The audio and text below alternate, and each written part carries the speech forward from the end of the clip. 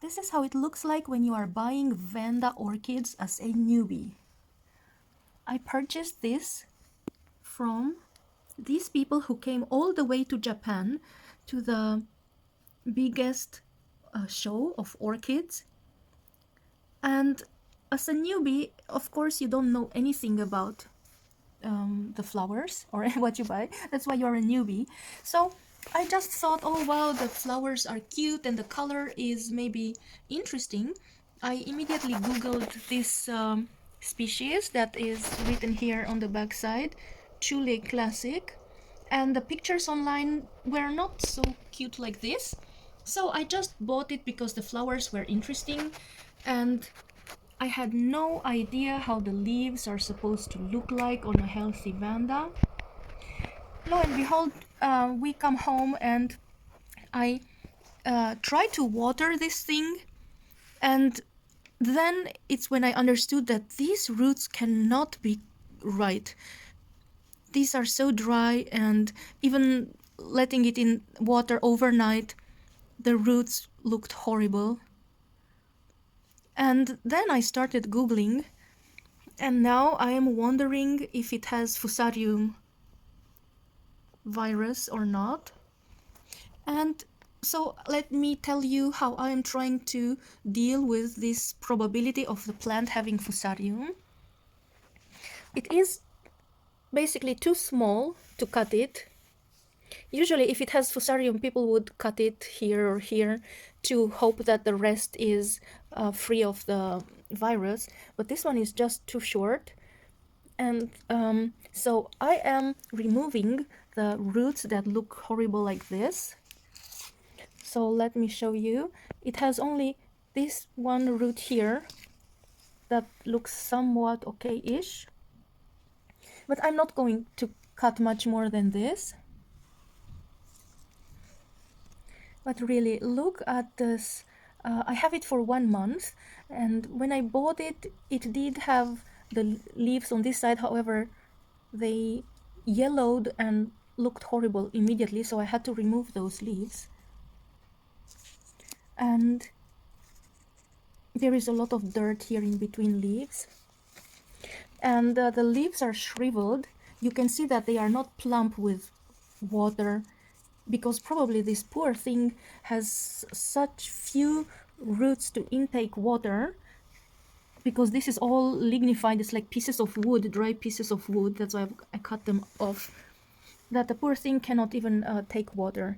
So anyhow, I am trying a couple of steps which I just want to share with you people in case you are considering how to save your own vanda, and because I didn't see these online tried by other people. So basically, if you just spray it with fungicide on the outside, I think it might not get deep and actually kill the fungus. So I'm preparing a solution of water with a fungicide in that water, and I'm going to let this poor thing overnight in the fungicide solution. And I'm using Daconil, which I have for my roses. So I'm going to leave her in the fungicide overnight all the way up to here to let it soak that fungicide from the roots as much as possible and kill the fungicide from inside and not just spraying on the outside. And I'm going to use 3 different fungicides. I'm going to use also baking soda, was it? The one that you use for plants. So in different days, I'm going to make that type of bath water for this poor thing and leave it inside water containing every day a different type of fungicide and poison. And here, if you want to know who are the scammers who sold this, brought it all the way to Japan. It's not like it was ordered online from Thailand and they brought it to that amazing orchid exhibition in Tokyo and sold it there. So really shame on them to sell such a sick and very expensive. I paid 4,000 yen, which is maybe like 35 US dollars for this. And yeah, I bought it because I had no idea what I'm buying. Shame on them. Anyway, let's look at her in the bath. Here she is soaking for many hours in this liquid that contains fungicide. And I'm going to use this sodium bicarbonate made in Japan. It is food grade. So actually you can use this for mixing it in foods and for cleaning. And there are many types of baking soda. However, it's supposed to be sodium bicarbonate, which this thing is. And I'm going to add 2 teaspoons of this in this plastic container with water and have this poor baby soak inside this overnight.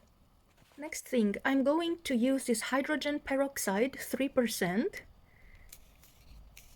diluted with water, and I'm going to have this again in this container and the Vanda soaking in this 3% hydrogen peroxide diluted half-half with water, again to try to kill whatever this is. Next, I'm going to use this fungicide. It's a strong fungicide that I have for my outdoor plants, and it's a liquid that you are dissolving in water. It contains chlorothalonil and sophtalonitril and tetrachloroine.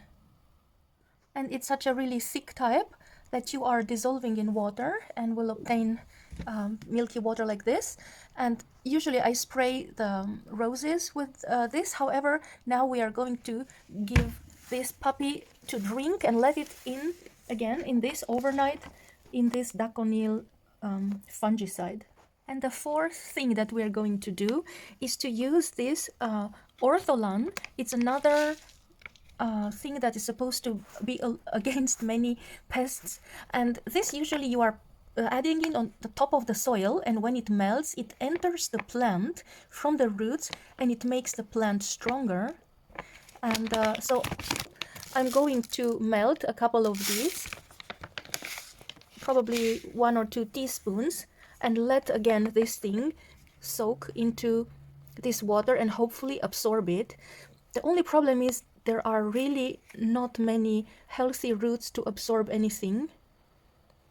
And so if you people have something that has more roots than this, I think it would be a very good option to try such a consecutive feeding of the entire plant with liquid that contains fungicides and hydrogen peroxide and baking soda, to feed it from inside and try to eliminate whatever is going on here. Try to eliminate it from inside, not only by cutting the plant. And one more thing, after giving her 4 days of such harsh treatment with those fungicides, I'm going to have her into Menadel diluted in water.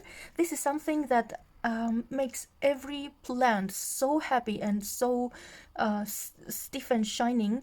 And in Japan they sell this as a promotion for roots and for plant well-being in general. So I also suggest you to have your plant soaked in like really good feeding after the harsh treatment of the fungicides. And look at her, she's making flowers. So that's also one point, you know, me as newbie not knowing, it makes you think, oh, but if it has flowers it's supposed to be healthy and she's so fine.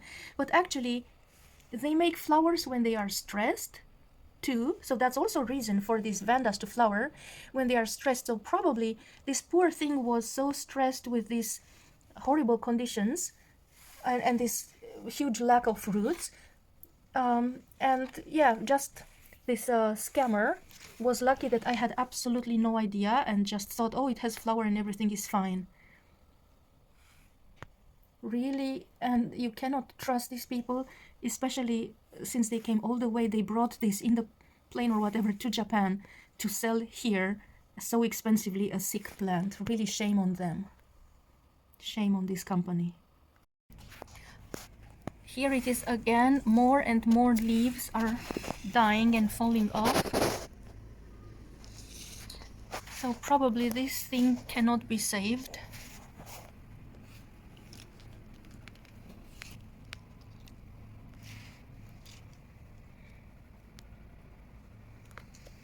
And the roots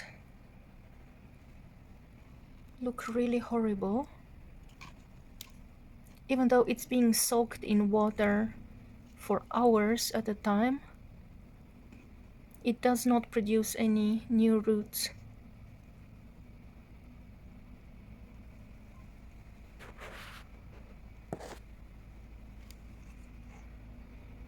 Except this one here.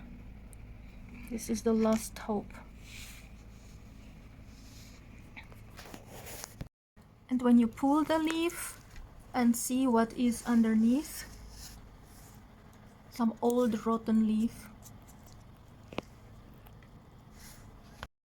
So this here is the first root point that looks like it could sprout a new root from here. The point that doesn't look so dark and bad like the others. So it would be really important to have roots coming out of here to give a chance to this plant.